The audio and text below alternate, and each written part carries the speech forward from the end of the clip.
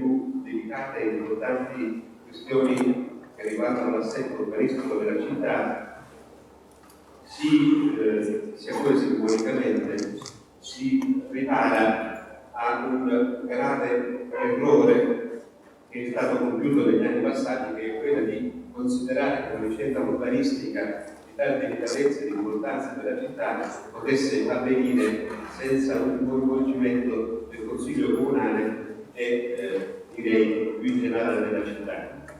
Voglio ricordare brevemente di che cosa si tratta.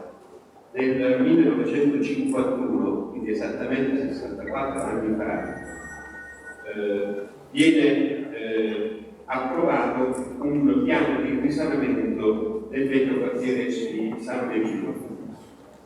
Qualche anno dopo, negli anni 60, inizia l'operazione di sventamento del vecchio quartiere,